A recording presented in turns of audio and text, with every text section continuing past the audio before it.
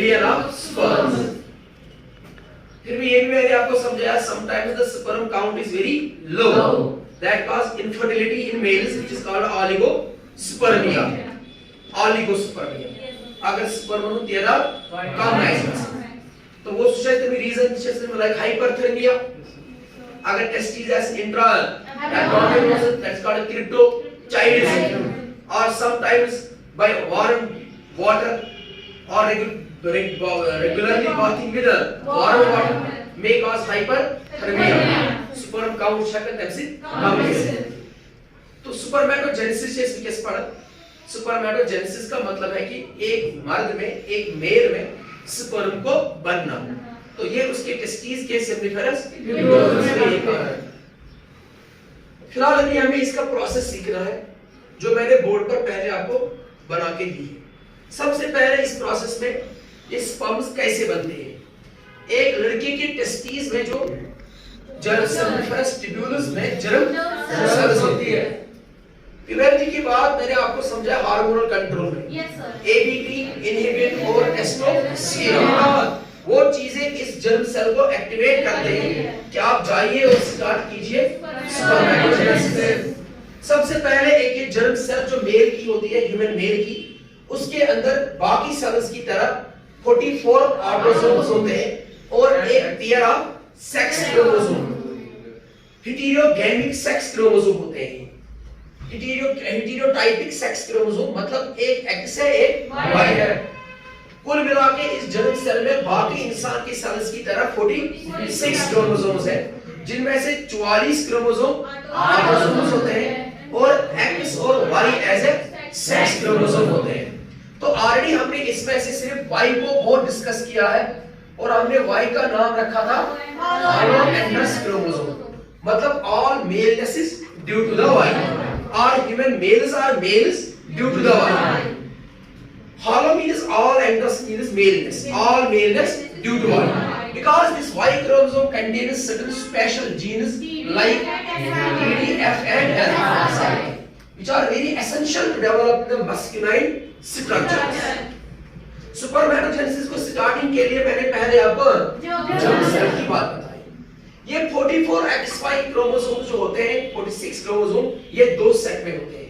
मैंने आपको ऑलरेडी समझाया, इसीलिए हमको डिप्लॉइड कहते हैं क्योंकि हमारे पास n प्लस n 23 प्लस 23 में 22 ऑटोसोम्स एक एक्स और 22 ऑटोसोम्स एक वाई। मिसाल के तौर पर 22 autosomes X and 22 autosomes Y, तो कुल मिला के जर्म सेल में दो सेट ऑटोसोम्स, तो बाकी सेल्स की तरह ये भी डिप्लॉइड सेल है। चूंकि ये जर्म सेल का फेट डिसाइडेड है आगे जाके मियोसिस करेगी, इसलिए इसको कभी कभार मियोसाइट भी कहते हैं और इसका दूसरा नाम सेक्स सेल भी कहते हैं। मेरी बात समझे आप? तो सुपरमैटोजेनेसिस के लिए जो सेल हमें चाहिए उसका नाम जर्म सेल है। तो आप याद करो लॉन्गिट्यूडनल सेक्शन है सेक्शन ऑफ टेस्टिस, जिसमें मैंने आपको सिखाया कि कितने जर्म सेल्स होते हैं सेमिनिफेरस और उनके साथ में होती है वो सेरोटोरी और नर्व सेल्स, याद है?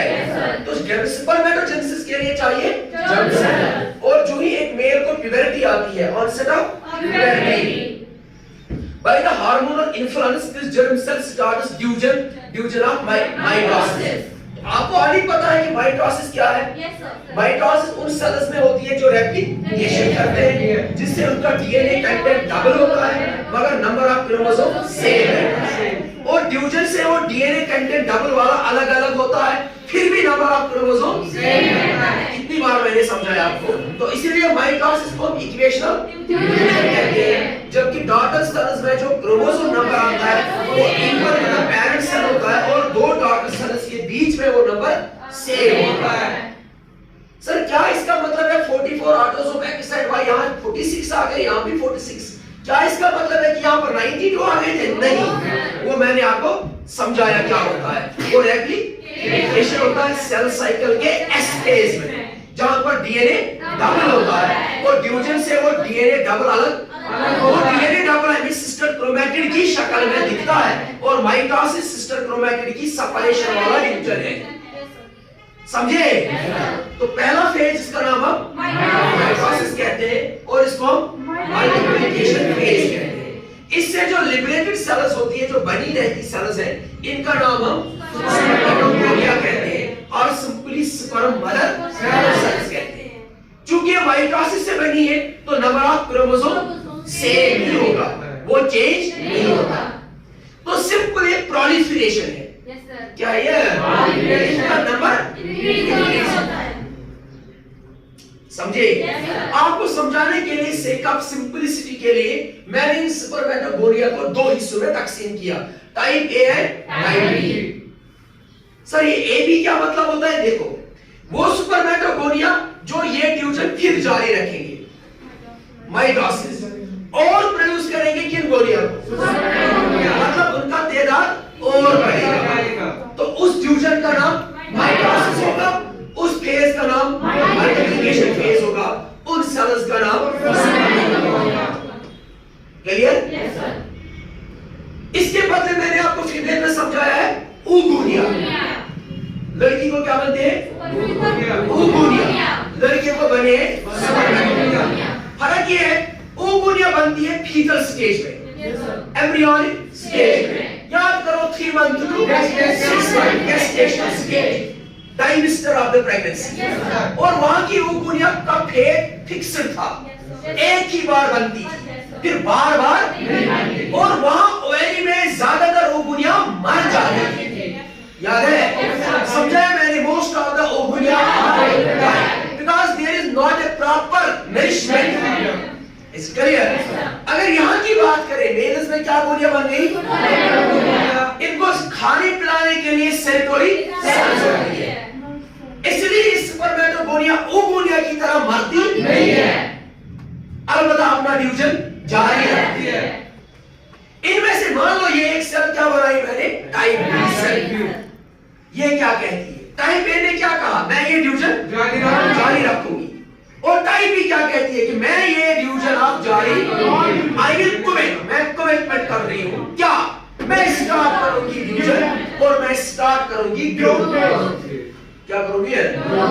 ग्रोथ में मैं अपना जो साइटोप्लाज्म अमाउंट है उसको इंक्रीज करूंगी, इसलिए मैं इसका नाम साइटोजेनेसिस रखता हूं। क्या रखता हूं? क्या हुआ? अमाउंट ऑफ ज्यादा। क्यों इसमें ज्यादा होता है? बेसिकली इसको पता है कि मुझे आगे फ्यूजन करना है और मुझे 4 गैमेट्स बनाने हैं, उनके लिए ग़िज़ा का होना जरूरी है। बराबर? अब ये जो सेल मैंने बताया जिसने अब क्या की? ग्रोथ। क्या किया बेटा? ग्रोथ करने के बाद ये सेल बताती है कि मैं ना अपने साइज में बड़ी हो गई हूं और मुझे अब ये माइटोसिस करनी जरूरी नहीं है, और ये स्टार्ट करती है क्या?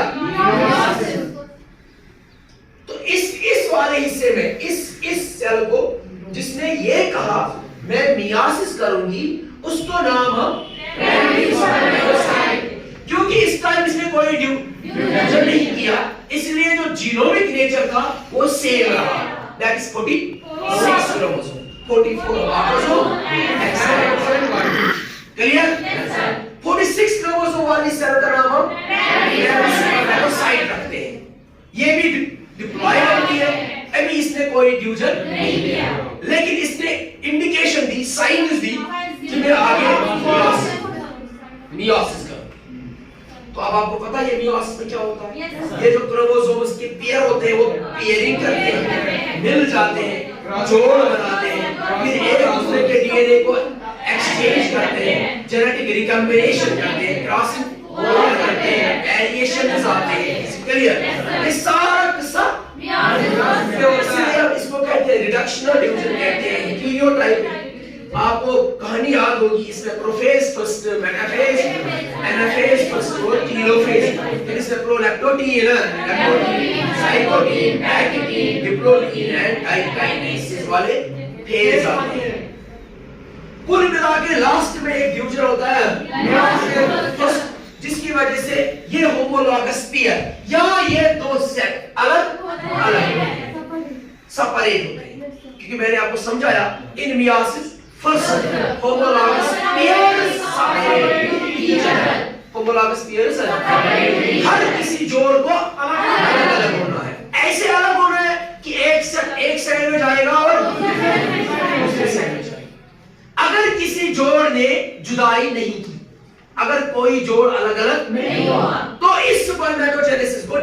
होगा और आगे बच्चे को जेनेटिक डिसऑर्डर होगा। मेरी बात समझिए? फिलहाल हम पढ़ रहे हैं नॉर्मल स्पर्मेटोजेनेसिस। इसमें क्या होता है? इसमें ये क्रोमोसोम्स के डिसजंक्शन होते हैं, अलग और एक सेल अपना एक सेट ऑफ क्रोमोसोम, क्योंकि हमें पता है मेल्स में एक्स और वाई है, तो एक वाली सेल वाई ले रही है और एक एक्स ले रही है, और इनका नाम हम सेकेंडरी स्पर्मेटोसाइट्स रखते हैं। तो मियोसिस फर्स्ट करने के बाद ये, मगर मैंने समझाया आपको अभी इनमें टेंडेंसी ऑफ फ्यूजन खत्म नहीं हुई, अभी इनमें टेंडेंसी ऑफ फ्यूजन है, क्योंकि एक क्रोमोसोम की क्या रहा है? Sister chromatids. जब तक कि क्रोमोसोम अपनी सिस्टर क्रोमैटिड्स को अलग अलग ना करे तब तक टेंडेंसी ऑफ फ्यूजन होती है, या तब तक फ्यूजन की डिमांड मुकम्मल नहीं होती है।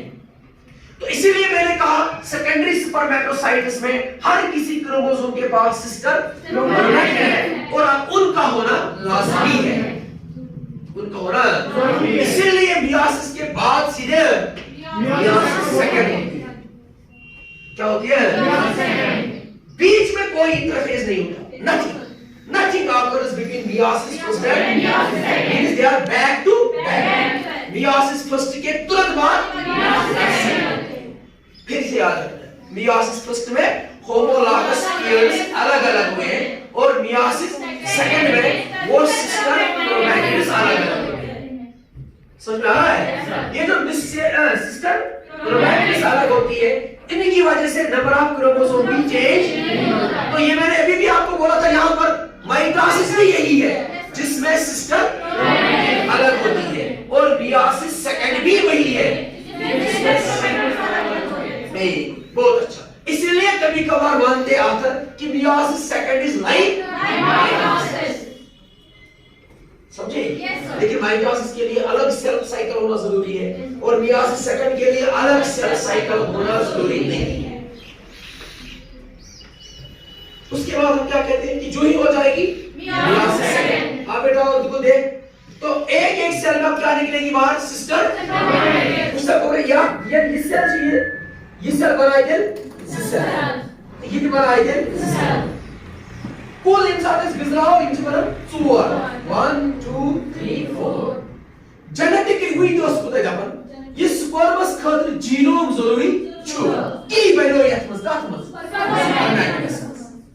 मगर स्ट्रक्चरली स्पर्म चाहिए, मतलब स्ट्रक्चर ऑफ स्पर्म गोवी अगेन। ये जो जेनेटिकली मेकअप वेल बने इवन क्या दिया स्पर्मेटिड ओ जेनेसिस में एम्बेडर बनो ऊटेड, क्या बना?